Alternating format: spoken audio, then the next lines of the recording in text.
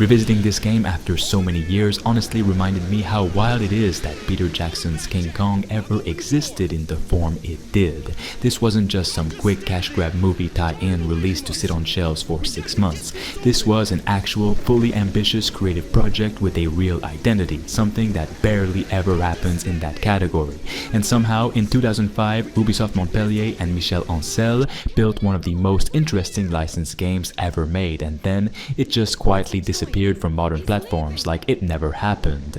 The first thing that hits you when you go back is how confident the game is. It barely uses a HUD, there's no big glowing waypoints, no health bars, no ammo counters taking up the screen. The game trusts you to pay attention. The sound of your breathing, the way your character calls out, "I need ammo," the trembling of a spear in your hand, that's your UI. It makes the whole thing feel way more grounded than it has any right to be, and it still works surprisingly well today. You can tell Michel Ancel wanted immersion above everything else, and it absolutely shows. And the structure of the game is still so refreshing. Half of it is a first-person survival experience where you play as Jack, and the other half lets you take full control of Kong himself. That switch in perspective gave the game this constant feeling of momentum. One moment you're scraping through the jungle with barely any ammo, improvising with bones, spears, torches, anything you can grab, and the next you're roaring through enemies as Kong, grabbing V-Rexes by the jaws and smashing them into the earth. Even today that contrast feels great. It gives the game a personality that most modern blockbusters don't even bother to attempt. But the thing people forget is how cinematic this game was at the time. Not cinematic like press X to watch a cutscene. The whole game feels like you're moving through a living, breathing film set. The pacing is tight, there's always some new threat or new environment, and it somehow manages to stay faithful to the movie while standing on its own. The environments are thick and claustrophobic. The creatures are aggressive and unpredictable, and the tension rarely lets up. Skull Island legitimately feels dangerous, even by today's standards. And here's what makes all of this even crazier. The game is practically impossible to get now. It's not on Steam, not on Ubisoft Connect, not on the Xbox or PlayStation stores. Licensing, rights, lost agreements, the result is the same. This incredible game has basically been erased from digital storefronts. If you want to play it today, you have to dig out an old console, or like me, you have to go hunting through modding communities and fan preservation projects. I ended up finding a downloadable copy through someone who had archived it on X, and honestly, without people like that, this game would be gone. It's kind of depressing how many great games from this era are in the same situation. If fans don't go out of their way to preserve them, publishers just let them fade out. And the fact that King Kong, one of the best movie tie-ins ever made, is just sitting there inaccessible doesn't make any sense. Imagine if Ubisoft just dropped a remastered version on modern hardware with widescreen support and proper resolution scaling. People would absolutely rediscover this thing, because the truth is, the game holds up way better than it should.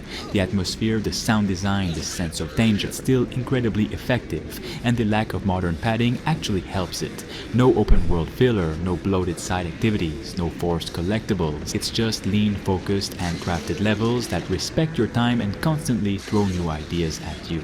You don't see licensed games built with this kind of focus anymore. Even the creature encounters still feel intense. Fighting a V-Rex in 2005 shouldn't still feel this good, yet somehow it does. And the survival bits as Jack, honestly, they feel better now than they did back then. We're so used to modern games drowning us in UI elements and tutorials that going back to something this confident and minimal is almost refreshing. Revisiting it made me honestly wish more studios approached film tie-ins the same way. Not as disposable products meant to cash in on a release window, but as actual passion projects with their own identity. Because that's what this game is. You can feel the ambition in every area. You can feel that it wasn't made by people phoning it in. It was made by people who wanted to push something creatively, even inside the limitations of a licensed project. And maybe that's why so many people have nostalgia for it. Not because it perfectly copies the movie, but because it had a soul. It dared to be something more than just the game of the movie. It was a survival game, an action game, an atmospheric jungle adventure, a monster power fantasy. and it blended all of it seamlessly. If you can get your hands on it today, whether through an old console or one of the community archive downloads floating around online, it's genuinely worth revisiting, not just as a piece of nostalgia, but as a reminder of how good licensed games can be when developers put actual thought, talent, and ambition into them. It's one of those rare cases where the game stands right alongside the film, instead of hiding in its shadow. Playing it again after all this time just made me hope someone at Ubisoft wakes up one day and realizes what they're sitting on. Because this game deserves better than being lost in the void. It deserves the same treatment other classics are getting because its preservation, proper re-releases, modern support. It's too good to be forgotten. Now guys, please enjoy these awesome gameplay moments.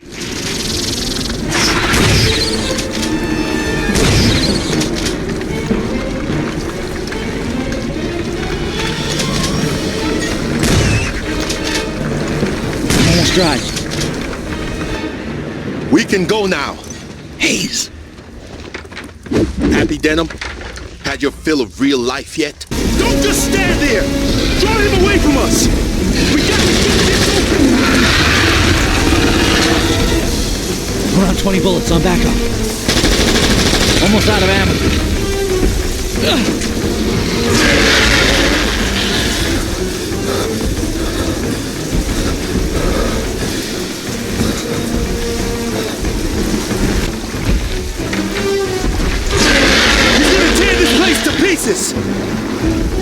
We're not gonna last much longer! Get as far back as possible! Man, you hanging in there?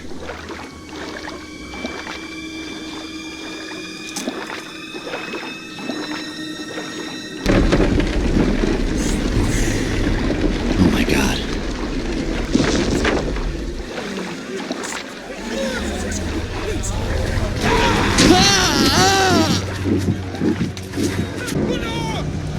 Quick, Jack! Into the jungle!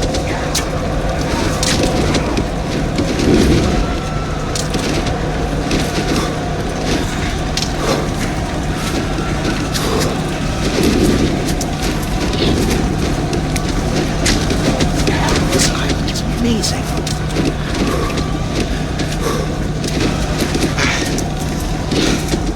I have no idea where Hayes is. We got separated. I just hope he's still alive. Oh my God! Hang on!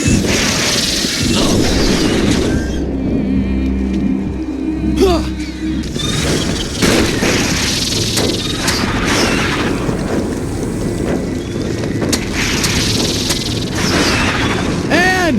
Here!